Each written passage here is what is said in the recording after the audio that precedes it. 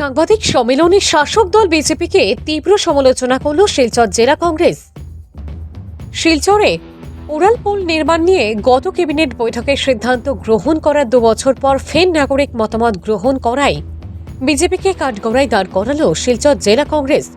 শনিবার দলীয় কার্যালয়ে আয়োজিত সাংবাদিক সম্মেলনে বক্তব্য রাখতে গিয়ে জেলা কংগ্রেস সভাপতি অভিজিৎ পাল জানান, 2026 সালের আসন্ন লোকসভা নির্বাচনকে সামনে রেখে বিজেপি ফের জনগণকে ললিপপ দেখানো শুরু করেছে।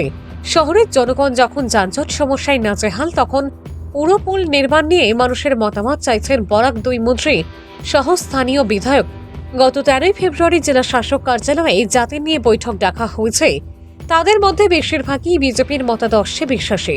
হাতে গোনা কয়েকজন কর্মী ও সমর্থকের উপস্থিতিতে আয়োজিত এই বৈঠকে নাগরিক সভার নাম দিয়ে ফের শহরবাসীকে ললিপপ দেখিয়ে আসন্ন নির্বাচনের ভোট বৈতরণী পার হওয়ার প্রয়াস চালাচ্ছে শাসক দল বিজেপি। প্রকৃত অর্থে শহরের যে সকল ব্যক্তিত্ব বিভিন্ন সময় শহরের জ্বলন্ত নানা সমস্যা নিয়ে সোচ্চার হয়েছেন, তাদের আমন্ত্রণ না জানিয়ে দলীয় কর্মীদের নিয়ে মত বিনিময় করেছে বলে বিজেপির বিরুদ্ধে অভিযোগ উত্থাপন করেছেন অভিজিৎ পাল।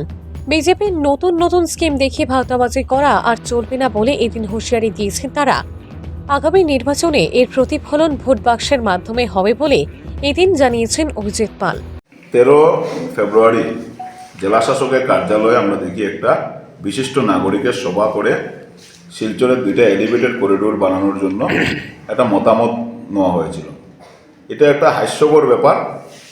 আমরা শিলচর শহরে বর্তমানে যানজট সমস্যায় মানুষ জর্জরিত। আমরা চাই যে এলিভেটেড করিডোর হোক, শিলচর মানুষের যে কোনো অবস্থায় যেত যানজট সমস্যা থেকে যেন মুক্তি পায়।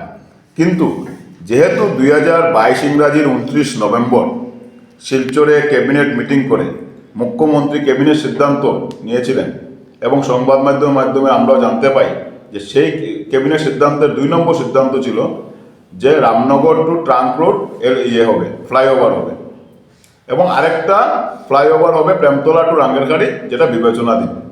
আজকে 2 বছর সেই যে ক্যাবিনেট সিদ্ধান্ত, সেই সিদ্ধান্ত আজকের দিন পর্যন্ত কেন সেটা ইমপ্লিমেন্ট করা হলো না। 2 বছর পর যখন সামনে বিধানসভা নির্বাচন আসছে, সেই নতুন করে আবার শিলচরবাসীকে এটা ললিপপ দেওয়ার জন্য যখন শিলচরের মানুষ, সাধারণ মানুষজন আওয়াজ তোলা শুরু করেছেন যে এই যানজট সমস্যার জন্য শিলচরের মানুষ একবার নাজেহাল অবস্থা, অনেক মানুষ মেডিকেলে যেতে রাস্তার মধ্যে মৃত্যু হচ্ছে, সেই আওয়াজকে দামানোর জন্য এবং সামনে বিধানসভা নির্বাচনকে সামনে রেখে একটা নতুন করে ললিপপ দেওয়ার জন্য শিলচরের বিধায়ক এবং নতুন 2জন ক্যাবিনেট মন্ত্রী হয়েছেন। এরা শিলচরবাসীকে বোকা বানানোর জন্য ওনাদের মতাদর্শে যারা বিশ্বাসী কয়েকজন ব্যক্তিত্বকে নিয়ে বা ওনাদের দলের যারা কর্মীরা আছেন ওদেরকে নিয়ে নাগরিক সভার নাম দিয়ে শিলচর জেলা শাসকের কার্যালয়ে একটা নাগরিক সভা করা হয়েছে। এটা নাগরিক সভা করা হয়নি, এটা বিজেপি দলীয় সভা করা হয়েছে শিলচর জেলা শাসকের কার্যালয়ে বসে। কেন আমরা যাদেরকে জানি বিশিষ্ট নাগরিক হিসাবে, যারা শিলচরের বিভিন্ন সময় বিভিন্ন আন্দোলনের সাথে যারা জড়িত, বিভিন্ন সমস্যা নিয়ে যারা বারবার আওয়াজ তুলেছিলেন, সেই সব ব্যক্তিত্বদেরকে সেদিনের মিটিংয়ে আমন্ত্রণ জানানো হয়নি। আজকে হরিদাস দত্তর মতো ব্যক্তিত্ব, তপোধীর ভট্টাচার্যের মতো ব্যক্তিত্ব, নিখিল পালের মতো ব্যক্তিত্ব, আব্দুল হাই লস্কর, কিশোর ভট্টাচার্য, এরকম অনেক ব্যক্তিত্বরা আছেন যারা বিভিন্ন সময় শিলচরের বিভিন্ন সুবিধা অসুবিধা নিয়ে যারা বারবার বিভিন্ন অরাজনৈতিক সংগঠন নিয়ে ওনারা আন্দোলন চালিয়ে গেছিলেন। আজকে এদেরকে ডাকা হয়নি। কাদেরকে ডাকা হয়েছে? ওনাদের দলের কর্মী, আর নাহলে ওনাদের মতাদর্শে যারা বিশ্বাসী, এই কিছুজন মানুষকে নিয়ে শিলচরবাসীকে আবার একটা বোকা বানানোর চেষ্টা করা হয়েছে। আজকে নতুন করে একটা নাগরিক সভা করে আবার মতামত নেওয়া হবে, যেখানে ক্যাবিনেট সিদ্ধান্ত 2 বছর আগে হয়ে গেল, এখন আবার কিসের নাগরিক মতামত?